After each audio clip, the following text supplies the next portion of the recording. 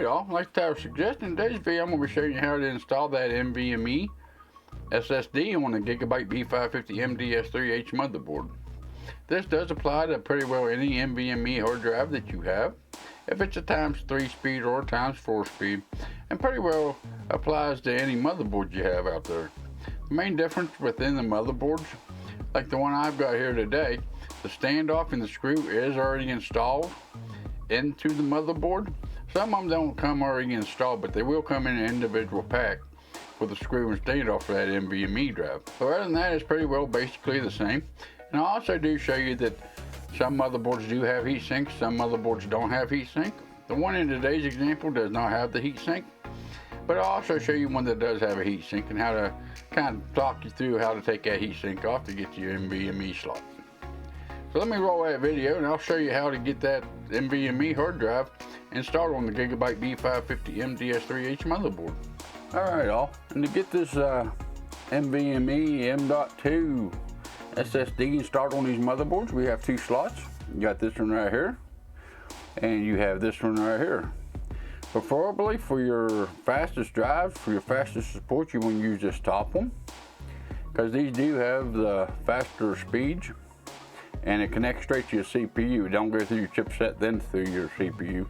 The top set, just like your top PCI Express, goes straight through your CPU. So you don't have that little bit of a slow transfer speed between this one to this, then up to this. It goes straight up to that. There's something to keep in mind. All right, guys, get this done. We're going to need a SSD, and here we have the silicon power. It is a PCI Express Gen 3 ×4 support NVMe 1.3 512 gigabyte. That's what we'll be putting in. And unlike the rest of your computer build, you will need a #1 Phillips for this. It is a smaller Phillips than what you use for most screws on a PC build. At least on this motherboard, it is #1. Some of them takes the number 0 Phillips. You can see, I don't know if you can see it in the video or not, but that is a lot smaller tip. Try to put a #2 in it, just ain't gonna do no good. And if the standoff on the motherboard to where your M.2 goes down to, you may need a small pair of pliers to be able to unscrew them and change positions. They are usually in there pretty tight from the motherboard manufacturers.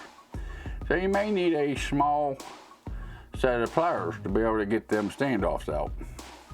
On this particular motherboard, the screws and standoffs both come pre-installed into the 2280 slot, which is pretty normal, pretty typical for an NVMe drive. There ain't no covers on these.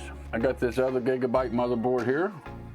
This is B550i, but it does have a cover on it, so that's one thing to keep in mind. But normally them screws to take them covers off is about the same thing as a number 1 or a 0 tip. It's usually #1. You just take that screw off and slide it out if your motherboard has a cover on it. Some of them covers actually have plastic on the back of them that works as a heat transfer to help keep the NVMe cool, because these, once they heat up, they will slow down on you. That's one thing to keep in mind as well. The SSD we have here today, the motherboard don't come with no heat sinks for them. And the SSD we have here today, the silicon power, it is a cheaper model or more of a budget SSD, but there is no heat sink for this.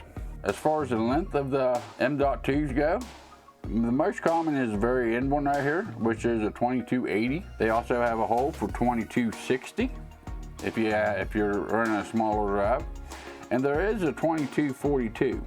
But like I said, most of your NVMe drives are going to be the 2280, but that's just something to keep in mind, and that's why you may need the pliers to move that standoff depending on the length of your M.2 drive. How do we install these things? Well, first thing is just pull it out of the package here, get it out of its little plastic housing here. There we go. And it just looks like a piece of gum. Make sure you line it up in here. You want to go in about a 45 degree. Well, let's take this screw out first. We got to get the screw out of the way, because we're going to have to replace the screw once we put the drive in. So take the screw out. Okay, we've got the drive out of the package in here. You take it, put it in this slot, line it up. You do have this little notch right here on the end of it. And there is a little plastic piece in the notch, so you can only put these things in one way. They're about like your RAM. You know, if you know how to put RAM in a motherboard, you got that little notch you got to line up with the little piece of plastic sticking out there. put it in about a 45-degree angle and you push it in. I don't know if you heard that or not, but there was a few little clicks to it. And you want to make sure your gold fingers is completely covered up. If you see the gold fingers, it ain't in there all the way, but we got that one in there all the way. And it's kind of springy. It, you know, it will spring on you. Whoops. And it is kind of springy. It kind of springs up there, which that's all right. That's what it's supposed to. That way, whenever you push it down, them gold contacts make good contact in the connection there.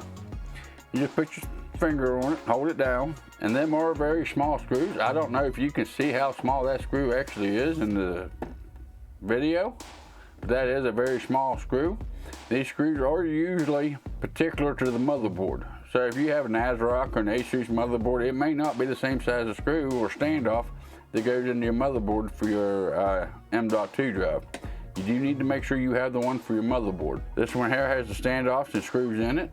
If they don't come with the standoffs and screws in it for your M.2s, they're usually in a separate baggie in the motherboard box. And you just take your little screw right here, put it right back down there in that there hole, just like so, and you tighten it down a little bit.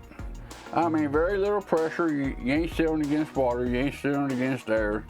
You don't need to turk these things down massive. I mean, with as small as them screw threads are, you'd probably strip it out pretty easy. So you very little pressure, you know, just till it bottoms out.